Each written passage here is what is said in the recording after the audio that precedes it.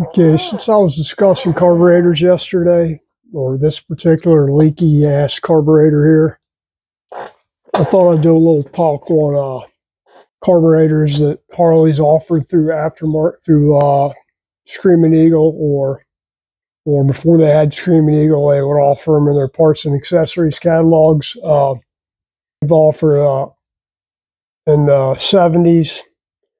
They actually offered a 44 millimeter Mikuni round slide.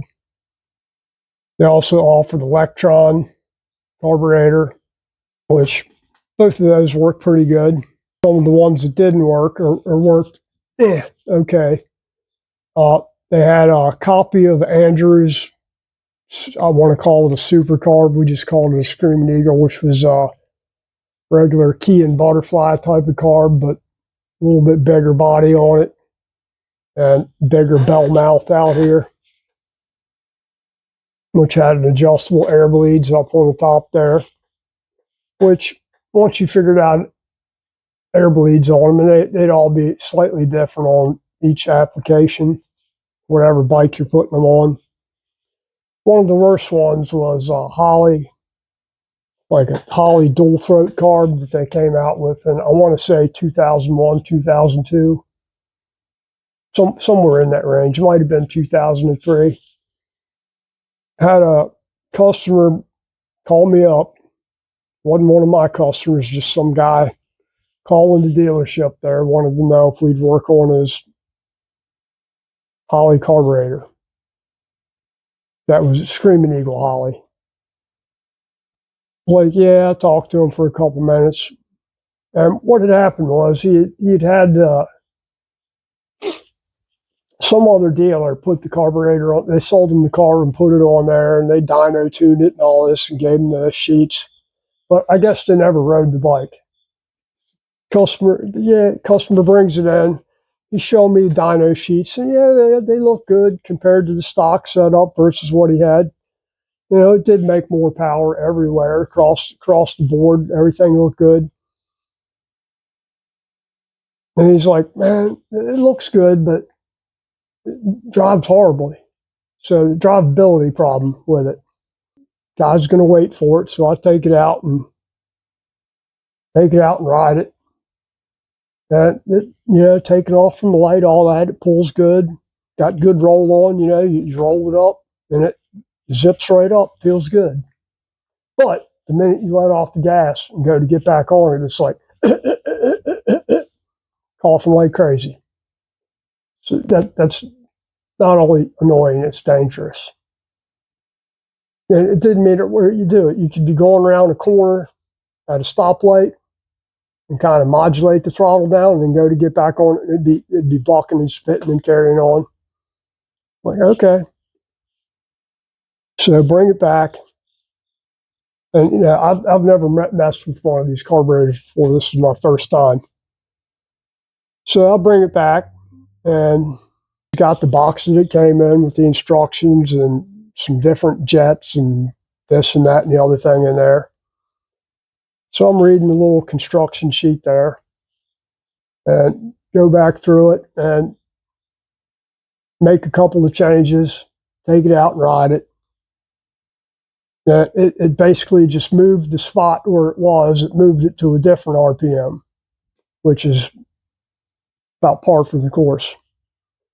So this goes on. I'm like, man, you're going to have to leave the damn bike because he's been there for 2 or 3 hours now. And, he ain't happy about it. But I'm like, well, leave it and I'll deal with it. So I screwed with this bike for like 2 days. And at this point, I'm already pissed off because I know the carb's a piece of crap already. Does shit like that. And what it felt like one of them older Andrews carbs that had air bleeds in it on the top of the carburetor that would do the same thing. You get on it really hard, roll on it, it'd be good. You let off of it and go to get back on it. So went through all that crap and just couldn't get it out of there. So I called somebody up friend of mine that worked at tech services in Milwaukee and talked to him. And straight off the bat, he said, man, I don't know nothing about that carburetor. He says, look, I'm going to have this guy call you that works on them. I'm like, okay. So I got all this shit to do, so I go do my other work. And this guy calls me back and he's questioning me. Well, did you do this? Did you do this? Did you do that? Yep. Already done it. So he's like, I'm going to send somebody down there. Okay. Just let me know when they're coming and I'll have the bike here. Well, the bike's going to be there because the guy ain't picking it up till it's done.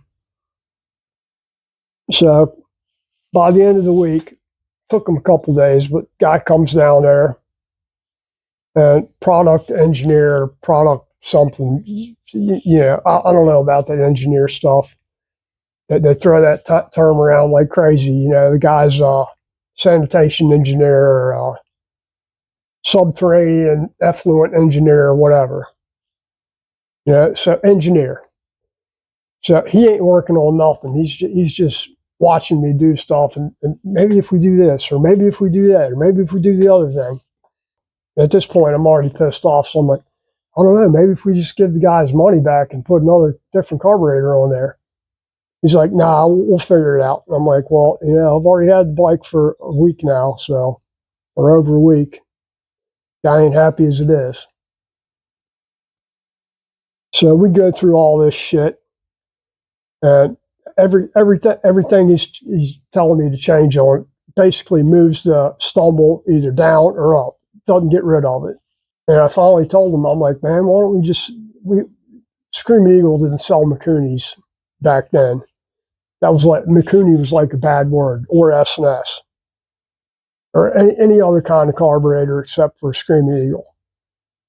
They did sell a 44 millimeter CV carb, which worked great, but they didn't want to do that. So after dicking with this bike, I just told the guy, I'm done, man. I'm not working on this thing anymore. You work on it, do whatever you want, work out with the customer, whatever you want to work out. And I'm done. I'm not touching the damn thing again. So guy's like, oh, come on, man, we can figure it out. I've already figured it out. It's a piece of crap. So he's like, do you have another Screaming Eagle Holley? I'm like, yeah, I'm sure they got one up in parts. So take another brand new Holley carburetor and put on there. Exact same thing. Same stumble, can't get rid of it, blah, blah, blah. Now that box has already been opened, so it's going to be hard to sell that carburetor now. But in the end, we did end up putting a 44 millimeter CV carb on there, which works excellent. It's like a stock CV, only bigger. Problem is, the guy wanted to, I got how it goes. I got a Holley Carb on my Harley. Big marketing gimmick there. So either they didn't actually research this thing very well, because they were in the catalog one year and totally gone the next year. So meaning they had problems with them across the board on probably everything. So the round slide Mikuni's from the 70s, which were 44 millimeters, huge carburetors. They work great. The only problem is, like every round slide carb, slides wear out after a while. That's neither here nor there. We're talking about this Holley piece of junk. So if you ever have a chance to get one, don't bother. They're gimmicky. And the thing I know they were trying to do is trying to look like one of them Weber carburetors that people used to put on shovel heads and iron heads and crap back in the 70s, because it looks cool. And it did look cool as a carburetor. Just didn't work. That's about all I know about them Screaming Eagle Holley carburetors. I'm still waiting on the carburetor for this thing. And hopefully it works out. It might work out. It might not. We'll find out. It was cheap enough that if it works, I'll be pleased as punch. If it doesn't work, I'll find something else to put on there. That being said, I know everybody likes S&S carbs, but an S&S carb will do the same thing as that Holley does in certain situations. They too have a tendency, good wide open throttle carb, but depending on your setup with your pipes and cams and all that, and the length of your intake tract, you can have the same kind of problems where there's always going to be a spot in your carburation that you can move it, but you can't totally get rid of it. Because an S&S basically has 3 tuning circuits. You know, air fuel screw, intermediate jet, and main jet. And that's it. Although I think the later ones do have an air bleed up in the carb body under the bowl there that they eventually put in there, which may or may not have alleviated the problem. So I always use McCooney HSR 42s, good carburetor, sturdy. The only drawback to that is the damn idle. It sits there, slide moves back and forth, so it clacks a little bit. But it's like having a dry clutch. It's kind of cool sounding. Anyway, that's it. Hope everybody has a great week. And I'll be back on this thing shortly. I got to get started on the rest of the cosmetics on this thing. Polishing and painting whatever I'm going to paint. Still got to do the foot peg mounts and all that to move them back here somewhere. So not quite too far back. Maybe right about here for the peg instead of up here. Move back a couple of inches. We'll see. I had them mocked up where they were all the way back here, but I don't know if we're going to put them back that far. We'll have to see once I get the seat on there and all that stuff. So have a great week. Thank you.